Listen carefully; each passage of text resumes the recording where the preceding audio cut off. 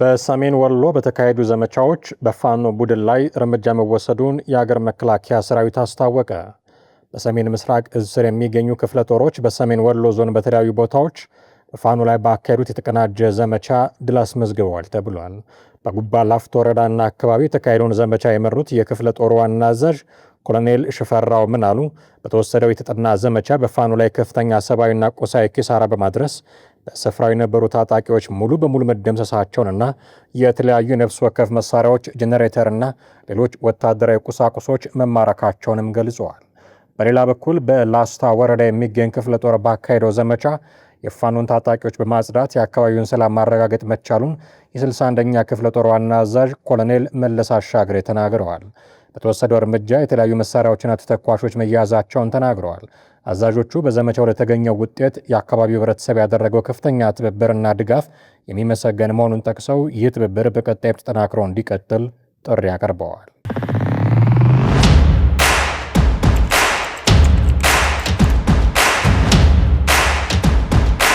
ነዳጅ ከኤርትራ ወደ ትግራይ እየገባ ነው። በትግራይ ክልል በኤርትራ በኩል አስገብተናል የተባለው ነዳጅ ለህዝብና ለአስተዳደራዊ አገልግሎት ሳይሆን ለወታደራዊ ዓላማ ብቻ እንዲውል ስምሪት መሰጠቱም ተሰምቷል።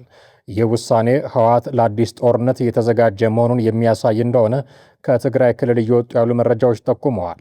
የነዳጁ በኤርትራ በኩል መግባት ደግሞ በሁለቱ ወገኖች መካከል በግልጽ አዲስ የፖለቲካና የጥቅም ጥምረት መፈጠሩን ያሳያል ተብለዋል።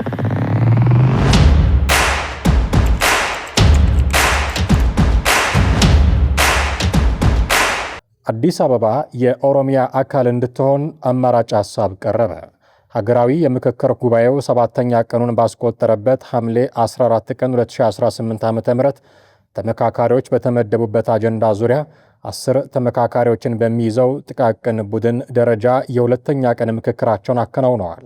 ይህ የምክክር ሂደት ለ3 ቀናት ያህል እንደሚቆይ ሀገራዊ የምክክር ኮሚሽን ለተመካካሪዎች ባቀረበው የሥራ ቡድን የምክክር ስልት ሰነድ ላይ የተመላከተ ቢሆንም ከ6 በላይ ንዑስ አጀንዳዎች ያሏቸው አጀንዳዎች ላይ እየተመካከሩ የሚገኙ ቡድኖች በተቀመጠው ጊዜ ሂደቱን ላያጠናቅቁ እንደሚችሉ መረጃዎች ያሳያሉ። ኮሚሽኑ ለተመካካሪዎች ባቀረበው የሀገራዊ ምክክር አጀንዳዎች የውይይት መሪ ጥያቄው ሰነድ መሠረት የአዲስ አበባ ሕጋዊ አቋም 4 አማራጮች ቀርበውለታል።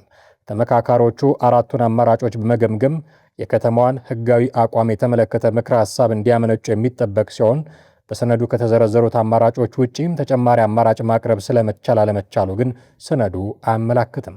አዲስ አበባን ሲቲ ስቴት ወይንም ራስ ገዝ፣ የፌዴራል አካል፣ ራሷን የቻለች ክልል፣ የኦሮሚያ አካል ለማድረግ የሚሉት ደግሞ በሰነዱ የቀረቡ አማራጮች ናቸው።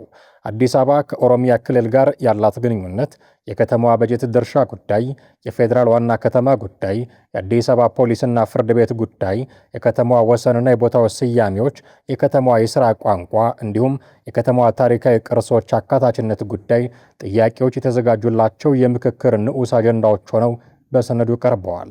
አዲስ አበባ በፌዴራል መንግስት ላይ ስለሚኖራት ውክልናና የፌዴሬሽን ምክር ቤት ውክልና ጉዳይ ግን በንዑስ አጀንዳነት ሳይካተቱ ቀርተዋል።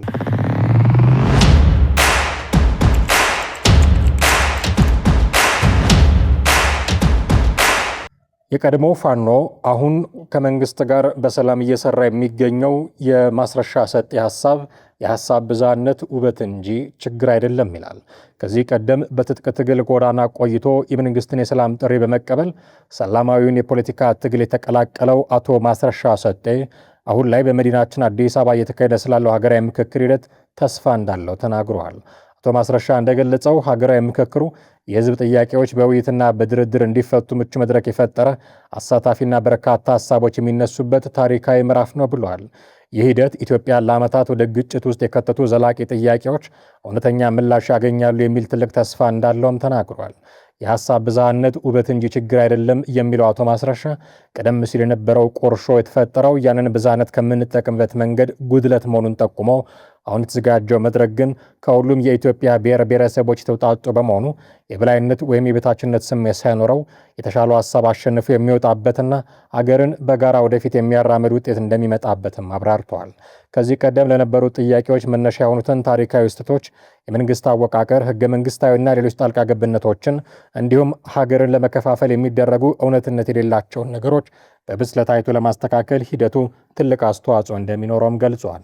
ይህም ለወደፊቷ ኢትዮጵያ ለልጆቻችንና ለእህት ወንድሞቻችን የተሻለችና በጋራ የምንኖርባት ሀገርን ለማስረከብ እንደሚያስችልም አስገንዝበዋል። የተሻለች ሀገርን የመገንባት ውጤት የአንድ አካል ብቻ ሳይሆን የሁሉም ድርሻ መሆኑን ያነሳው አቶ ማስረሻ ሰጤ ህዝቡና ከተለያዩ ማህበረሰብ ክፍሎች የተወከሉ አካላት ሀሳባቸውን በንቃት በማንጸባረቅ የኢትዮጵያን በጋራ የሚገነቡበትን ሁኔታ እንደሚፈጥርም አጽንኦት ሰጥተዋል።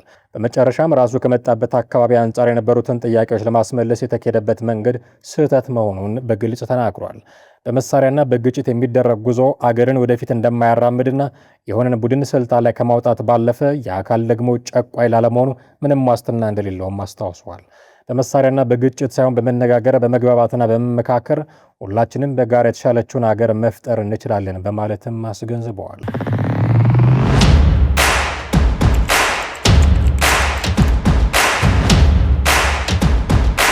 በአማራ ክልል በራያ ቆቦ አካባቢ ወጣቶች ከህጋዊ የውጭ ሀገር የሥራ ስምሪት ይልቅ ህገወጥ ጉዞን በመምረጥ በርካታ ወጣቶች ለሞትና ለእንግልት ይዳረጋሉ። የአማራ ክልል ሥራና ክህሎት ቢሮ ግን ህገወጥ ስደትን ለመግታት 98 የሥልጠና ማዕከላትን በመክፈት ከ137 ሺህ በላይ ወጣቶችን አሰልጥኖ በህጋዊ ውል ወደ አረብ ሀገራት መላኩን አስታውቀዋል። ወደ ተለያዩ የአረብ ሀገራት የሚወጡ ወጣቶች በአፋር ክልል በኩል የጅቡቲን ድንበር አቋርጠው ሞትና ስቃይን ተጋፍተው ወደ የመን ለመግባት ጥረት ያደርጋሉ። መንገድም በርካቶችን ከመደፈር የህይወት መስዋዕትነትን የሚከፍሉበት መሆኑን የቆቦ ከተማ ወጣቶች ይናገራሉ። ጉዞው አፋር ክልል አካባቢ ድረስ በትራንስፖርት ይሄዳሉ። ከዛ በእግር የጅቡቲ ድንበር የሚቆረጥበት አለ። በረሃው ከፍተኛ የውሃ ጥም እዚያ ላይ አለ። ሴቶች ከሆኑ ደግሞ በዚያ መሃል መደፈርም ይኖራል። ራሳቸውን ከባህር ኃይል ለማምለጥ ሲሉ ጉዳት ያደርሱባቸዋል። ያው የመገልበጥ አደጋዎችም ይደርሳሉ። እናም በዚህ መንገድ ነው የሚሄዱት። የመን ከሄዱ በኋላ እንደዚሁ ያው ስቃይ አለ። ከዚህ እስከ ሳውዲ ድረስ ትስስር ስላለ ነው ከፍተኛ ስቃይም ይደርስባቸዋል። ዘመዶቿን ለመጠየቅ ወደ ራያ ቆቦ ያመራችው ትዕግስት ሲሳይ ጦርነትን በመፍራት ጓደኞቿና የአካባቢ ወጣቶች ወደ ተለያዩ ቦታ መሰደዳቸውን ትገልጻለች። ሁሉም ሄደዋል፣ የሉም፣ አንድ ወጣት የለም። ለማንኛውም ጦርነቱ ይጀመራል ምናምን ስለተባለ ነው። ሴትም ወንድም ወጣቱም የለም።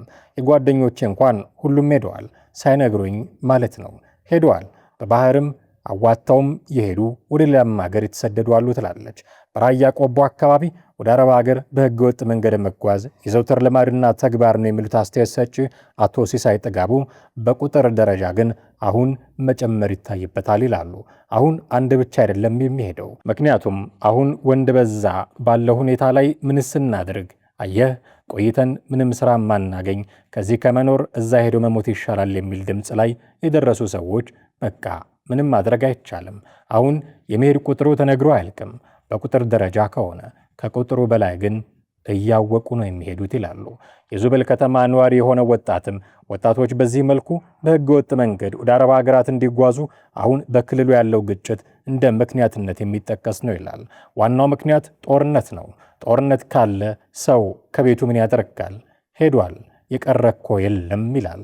በአማራ ክልል ሥራና ክህሎት ቢሮ ግን ከዚህ ቀደም በርካቶች የተጎዱበትን የባህር ላይ ጉዞ ለማስቀረት 98 የሚደርሱ የሥልጠና ማዕከላትን በመክፈት ወጣቶች ሰልጥነው ተገቢውን ሙያ እንዲይዙ በማድረግ 137 ሺህ ወጣቶችን በዚህ ዓመት በህጋዊ ውል ወደ ተለያዩ አረብ ሀገራት መላኩን የቢሮው ምልከታ ኃላፊ አቶ አማረ አለሙ ይናገራሉ።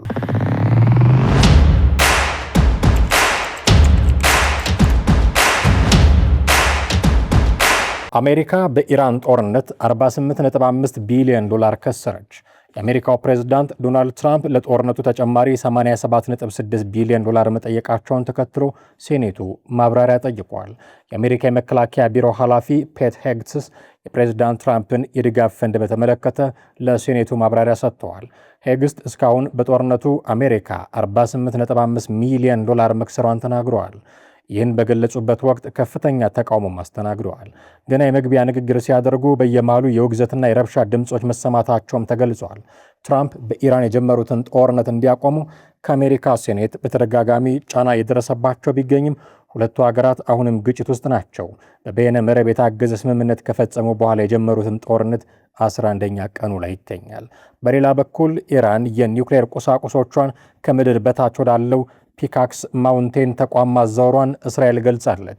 ኢራን ባለፈው ዓመት ከኒውክሌር ፕሮግራሟ ጋር የተያዙ ቁሳቁሶችን ከናታንዝ አቅራቢያ ወደሚገኘውና ፒካክስ ማውንቴን በመባል ወደሚታወቀው ከምድር በታች የተገነባ ተቋም አዛውራለች የሚል እምነት እንዳላቸው የእስራኤል ባለሥልጣናት ማስታወቃቸውን ሚዲያዎቻቸው እየዘገቡ ነው። ከናታንዝ የኒውክሌር ግቢ በስተደቡብ በኩል በ2 ኪሎ ሜትር ርቀት ላይ የሚገኘው ይህ ስፍራ እንደ አውሮፓውያኑ አቆጣጠር በ2020 በናታንዝ ላይ ከተሰነዘረው ጥቃት በኋላ የተገነቡ ጥልቅ የመሬት ውስጥ ዋሻዎችን ያካተተ ነው። የደህንነት ተንታኞች እንደሚሉት ከሆነ ተቋሙ የተገነባው ምስጢራዊ የኒውክሌር መሠረተ ልማቶችን ሊሰነዘሩ ከሚችሉ የአየር ጥቃቶች ለመጠበቅ ታስበው ነው። የእስራኤል የደህንነት መረጃ ኢንቴሊጀንስ ሴንትሪፊዩጆችና ሌሎች ከኒውክሌር ጋር የተያዙ መሳሪያዎች ወደዚሁ የመሬት ውስጥ ግቢ ተዛውረዋል የሚል ግምት ያለው ቢሆንም እስካሁን ግን የቀረበውን መረጃ የሚያረጋግጥ ይፋዊ ማስረጃ አልወጣም ነው የተባለው።